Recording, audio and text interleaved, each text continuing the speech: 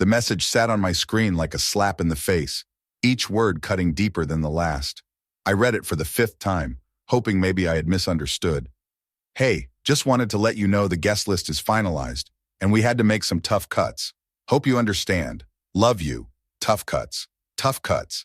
I wasn't some distant relative they barely knew. I wasn't some random friend from childhood who had lost touch over the years. I was her brother, and yet my sister, the same sister I had helped through every breakup, every crisis, every sleepless night of self-doubt, had just cut me out like I was nothing.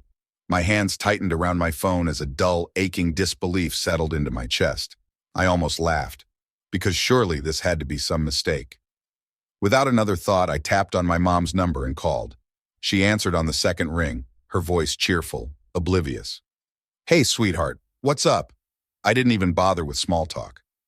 I just got a message from Olivia, I said, my voice sharp but steady. She says the guest list is finalized and I'm not on it. There was a pause, just long enough for my stomach to sink. Oh, honey, my mom sighed, her voice taking on that patronizing tone she always used when she wanted to make me feel like I was the one overreacting. It's just a wedding. Don't make a big deal out of this. I felt something hot and sharp twist in my gut. Just a wedding? I repeated, my voice eerily calm. Mom, I'm her brother. How am I not invited to my own sister's wedding? She sighed again, and I could already tell what was coming. It's nothing personal, sweetheart. They just had to keep the guest list small. Small? I pulled up Olivia's Instagram and scrolled, and there it was. Mom, I said flatly. She invited 150 people. Silence, then a forced chuckle. Well, you know how these things go, she said with an unnatural lightness. Weddings are expensive. Maybe they thought you wouldn't mind sitting this one out. Something inside me snapped. Wouldn't mind, I said slowly. Mom, I have been there for Olivia through everything. I helped her move twice. I covered half her rent when she lost her job. I was the one who talked her through her last breakup. And now suddenly, I'm not good enough to be at her wedding. My mom sighed again, exasperated.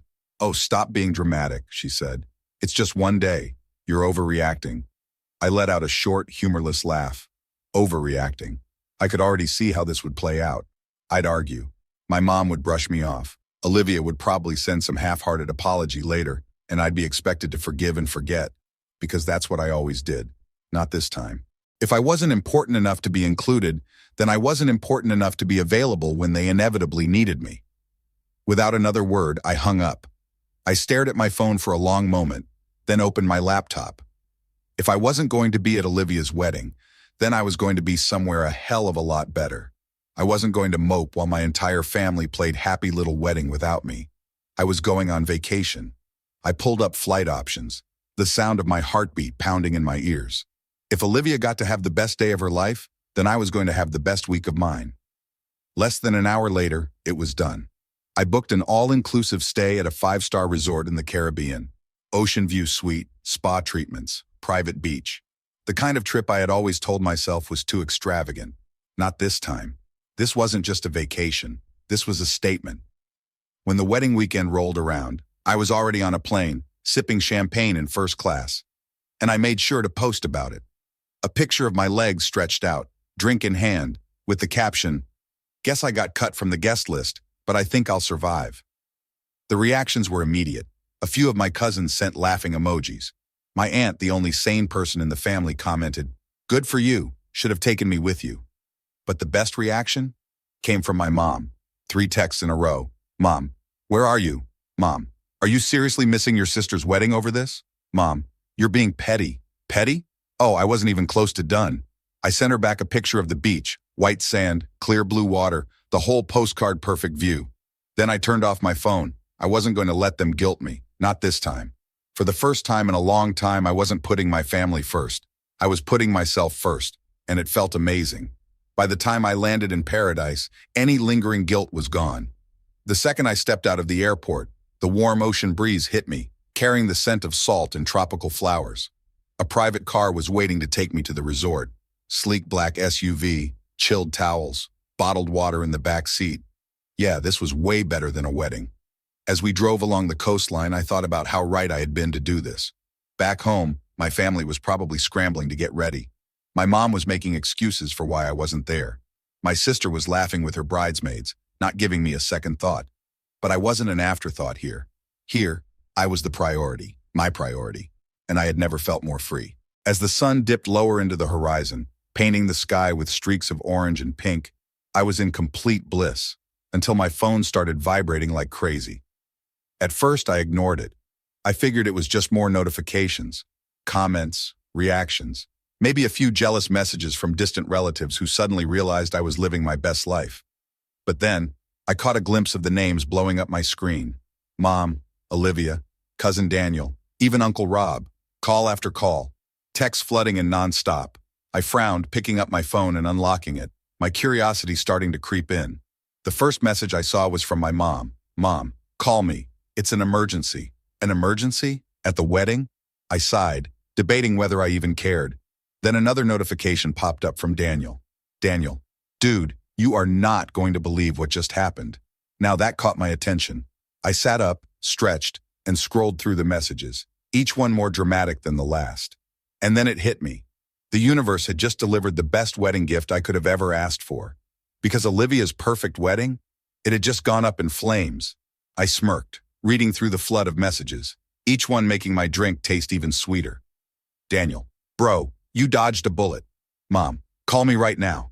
This is a family crisis. Olivia, where are you? I need you.